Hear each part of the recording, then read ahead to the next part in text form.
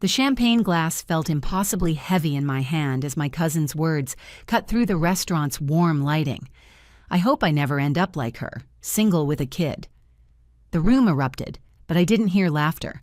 I heard the blood rushing in my ears, felt my pulse hammering against my collarbone. My fingers tightened around the stem of the glass, not trembling, not dropping it, gripping it like an anchor, while everything inside me went perfectly dangerously still. My uncle's voice boomed across the table. Men don't want used goods. That's just how it is.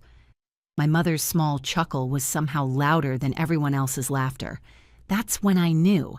After years of biting my tongue, of smoothing things over, of being the family's acceptable punchline, I was done.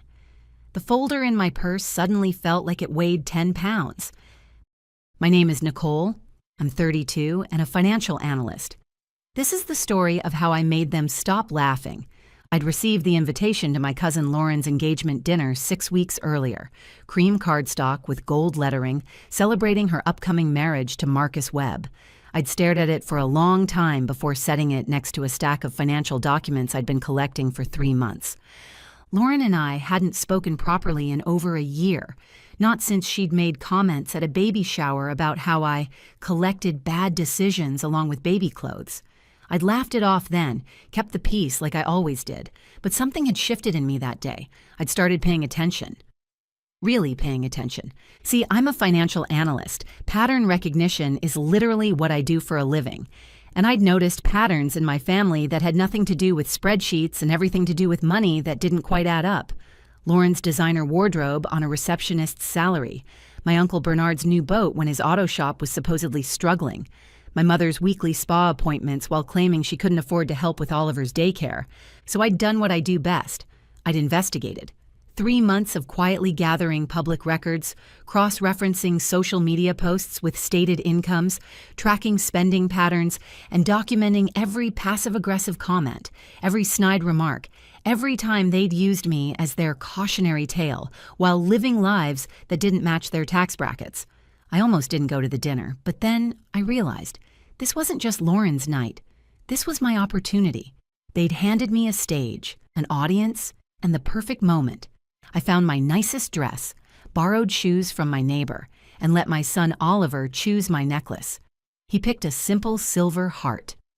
"It looks strong, Mama," he'd said, "like you." The restaurant was predictably upscale. Private room, low lighting, expensive wine flowing freely, all paid for by my Uncle Bernard, who'd told me last Christmas he couldn't loan me money for Oliver's dental work because business was tight. I noted the $400 bottles of wine. I noted everything. Lauren floated through the room in silk and superiority. She greeted me with an air kiss. "So glad you came. Did you bring a date or just Oliver?" "Just Oliver," I said, smiling, "but I brought something else." She didn't catch the edge in my voice. Oliver was sent to the kids' table with crayons and chicken tenders. I was seated near the end of the main table between my mother and Aunt Patricia, who immediately showed me photos of her dog's vacation in Cabo. "We just needed to get away," she sighed. This was the same aunt who'd told me I was living beyond my means when I bought Oliver new shoes. I watched Marcus at the bar, checking his phone with the expression of someone who'd rather be anywhere else. I'd done my research on him, too. Software engineer, solid income, no debt. He seemed decent enough, which made what I was about to do feel almost merciful. The appetizers came. My mother leaned over. "Just keep your head down. You look nice." Nice. Not successful, not strong. Just nice enough not to embarrass her. I touched my purse where the folder waited. "Don't worry, Mom. I'm planning to make this memorable." When the main course was cleared, Lauren stood up. She tapped her fork against her champagne flute, and the room quieted. I watched her soak in the attention, and I felt absolutely nothing.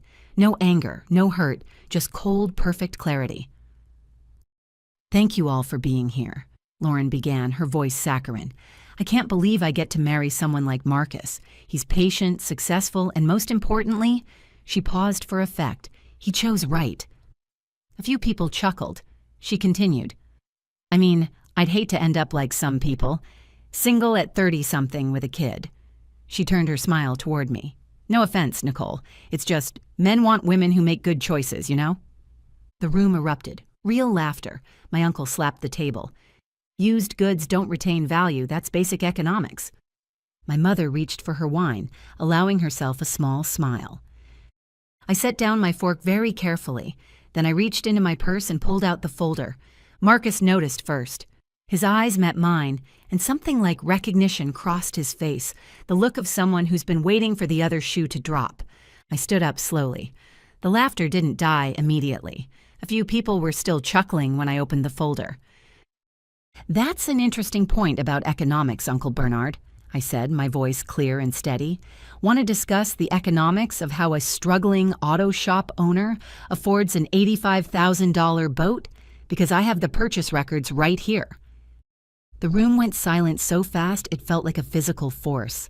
Bernard's face drained of color. "Nicole, this isn't the time."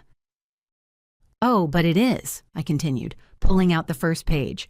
"See, when you make jokes about my choices, my financial situation, my life, I started wondering about your choices, your financial situation, your life." I looked around the table. "All of your lives." My mother was staring at me, frozen. "Mom, remember when you said you couldn't help with Oliver's daycare because money was tight?" I pulled out another document. "That was the same week you got Botox. I saw the receipts at your house last month. You know, from the account Dad left you, the account you told me was depleted."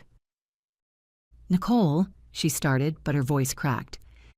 "Aunt Patricia," I turned to her, "Cabo was beautiful, wasn't it? Those Instagram posts were stunning. Although I'm curious how you afforded it when you told me you couldn't contribute to Grandma's care facility costs because you were barely getting by." Patricia's hand shook as she set down her wine glass. Lauren was standing now, her face red. "What are you doing?" "I'm talking about choices, Lauren. You wanted to discuss choices." I met her eyes. "Let's discuss yours. You work part-time as a receptionist. Marcus, correct me if I'm wrong, but Lauren told you her designer wardrobe came from her trust fund, didn't she?" Marcus's silence was answer enough. "There is no trust fund," I said quietly. "There's credit card debt. $47,000 of it, to be exact. I pulled the public records." I placed a page on the table. "The debt she's been hiding from you. The debt she planned to become your problem the moment you said, 'I do.'" Lauren's mouth opened, but no sound came out. "You want to talk about bad choices?" I continued. "Let's talk about the family that spent years putting me down, using me as their cautionary tale, while living on credit cards, lies, and money they claim not to have whenever I needed help." My voice didn't rise. I didn't need to shout. "Let's talk about how you made my son's mother, a woman who works 2 jobs, who's never asked for handouts, who raised a kind, brilliant child completely on her own, feel like garbage so you could feel superior about your borrowed designer dresses and Botox and boats you can't afford." I looked directly at Lauren. "You're right about one thing. I do hope you never end up like me, because I'm honest. I pay my debts, and I would never tear down my own family to feed my ego."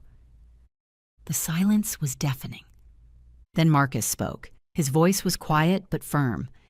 "Is this true? About the debt?" Lauren's eyes were wild, darting between Marcus and me. "It's not. She's lying." "I have documentation," I said. "Public records, credit reports, all legally obtained." I looked at Marcus.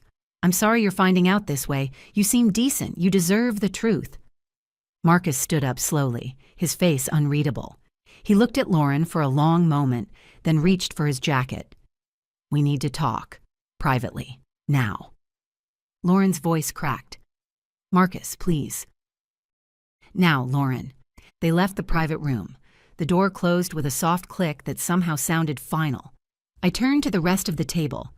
My uncle couldn't meet my eyes. My mother was crying silently. Aunt Patricia looked at her plate. "I came here tonight expecting exactly what happened," I said.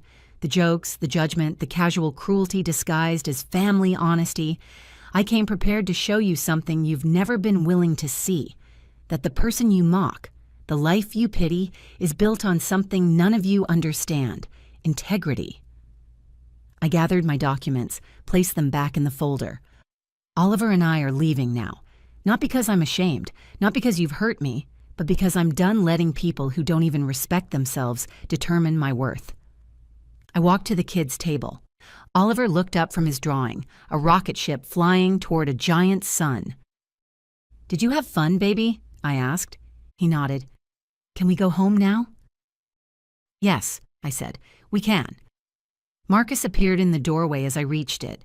His face looked older somehow, tired. "Nicole," he said quietly, "thank you for the truth." I nodded. "You deserved to know." "Did you?" He hesitated. "Did you do this just to expose Lauren?" "No," I said honestly. "I did this to show everyone in that room that they don't get to use me anymore, that their hypocrisy has consequences, that the person they've spent years belittling is stronger and more honest than all of them combined." I shifted Oliver's hand in mine. "The Lauren thing was a bonus. She needed to hear the truth. You needed to hear it. What you do with it is your choice." He nodded slowly. "She just admitted it, all of it. She's been using credit cards in her sister's name, too." I winced. "I'm sorry." "Don't be," he said. "You did me a favor."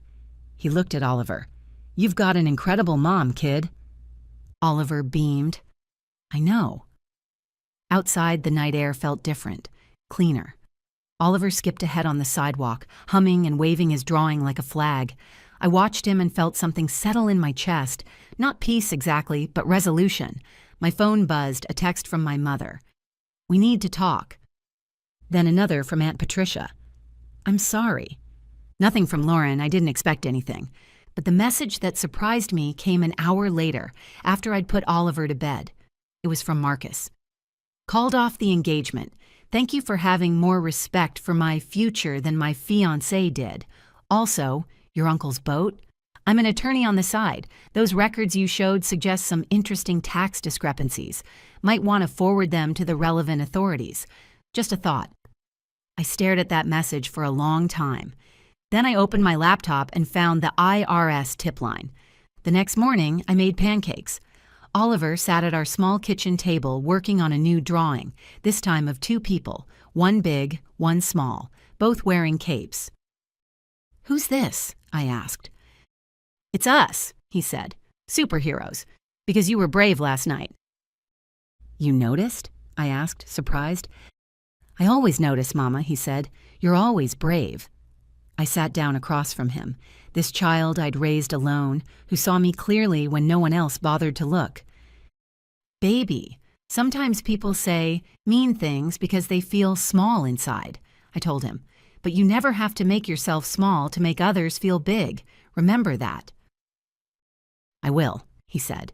Then, with the simple certainty of childhood, "They were wrong about you.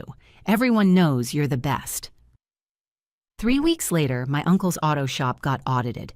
2 months after that, Lauren and Marcus's canceled engagement became the family's new whisper topic. Lauren's sister pressed charges for the identity theft. I heard Lauren accepted a plea deal to avoid jail time. My mother started therapy. We talk now, carefully and infrequently, with boundaries I enforce. Aunt Patricia sent Oliver a birthday present with an apology note tucked inside. I didn't forgive them. Not yet. Maybe not ever. But I didn't need to. Their opinions no longer had power over me. That night at the restaurant, I'd taken something back that I'd given them years ago. The authority to define my worth. My life isn't perfect. I still work 2 jobs. Our apartment is still small. Money is still tight. But Oliver is thriving. I'm building a consulting business on the side. And when I walk into rooms now, I walk in differently. Not as the woman they pitied. Not as the cautionary tale. As someone who knows exactly who she is. The story I want you to take from this isn't about revenge. It's about something more important. About recognizing when you've given people power they haven't earned. About understanding that their judgment says everything about them and nothing about you. About the moment you decide that their version of your story doesn't get to be the final draft. If you've ever been the punchline, the one they talked about in hushed tones, the person whose struggles made others feel superior, I need you to hear this. They are wrong. Not misguided, not slightly off, wrong. Your worth isn't determined by their approval. Your value isn't measured by their standards. Your life isn't less than because it looks different from what they expected. You are not used goods.